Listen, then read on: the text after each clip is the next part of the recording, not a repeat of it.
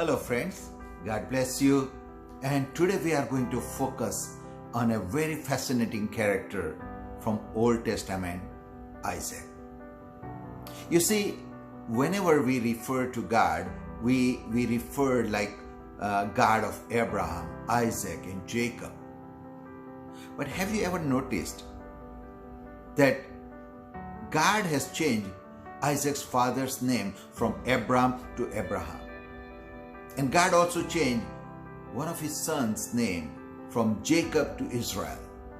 But God never changed Isaac's name.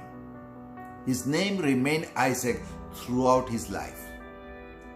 The another piece of information is Isaac is the only one who never left the land God had given them, the Canaan, the promised land. He was born there and he died there. He never left that territory. And God has blessed him amazingly. We know that when he got married to Rebekah, and Rebekah did not have children, and Isaac prayed, God give us a children. And God gave, Rebekah became pregnant and she gave birth to Esau and Jacob. And when we talk about Isaac, we immediately remember the story of Abraham when God tested his faith, his obedience, and asked that you offer your son as a sacrifice. And Abraham obeyed. Now, Bible doesn't say that how old Isaac was when Abraham took him to Mount Moriah to offer as a sacrifice. But if you pay little attention, then you will figure out that what could be the age range Isaac would be when he was offered as a sacrifice. Sarah was 90 years old when Isaac was born, and Sarah died at age of 127 years after the incidents of Mount Moriah. Also, we know that that Isaac was little, and Bible says that Sarah was weaned in Genesis 21. Now, the weaning process takes when the child is about 2 to 5 years old. So that established that he could be older than that age. But then we read in Genesis 21 that Abraham sojourned in that land for so many days. Bible doesn't say how long, but so many days. And the clue came in Genesis 22 when Abraham took Isaac and a 3-day journey to offer him as a sacrifice. And there was some discussion between Abraham and Isaac. Isaac asked that, where is the offering? We have the wood, but where is the offering?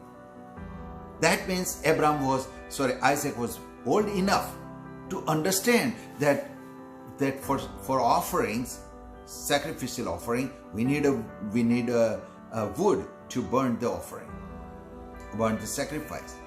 Also, Bible says that Abraham was old that time, and Isaac carried all the wood on his back for the burnt offering.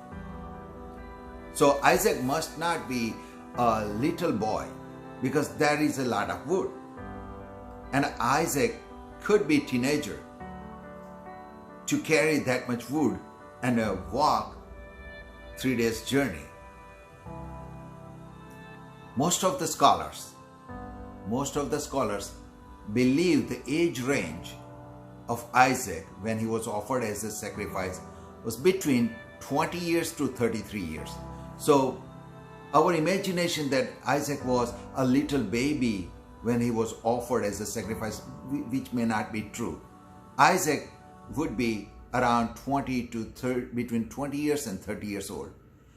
What it suggests that when Abraham tied him to offer him as a sacrifice, Isaac must have a strength to resist his father, old father, because when Abraham was 100 years old, Isaac was born. So he was old, and young Isaac would have resisted, protested, and ran away from being offered as a sacrifice. But he obeyed. Not only Abraham obeyed, but Isaac obeyed to be offered as a sacrifice. God honored it.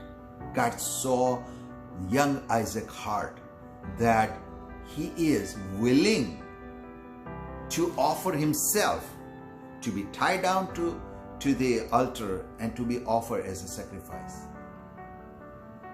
And God blessed him for his obedience.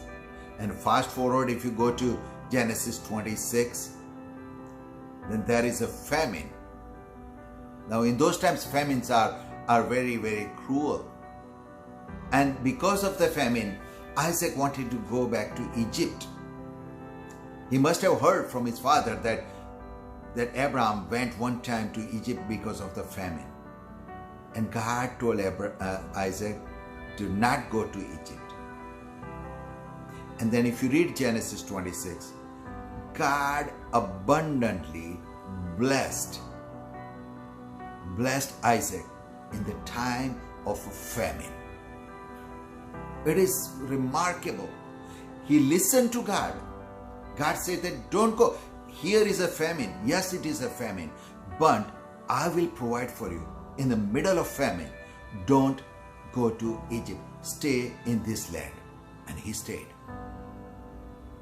And he was blessed.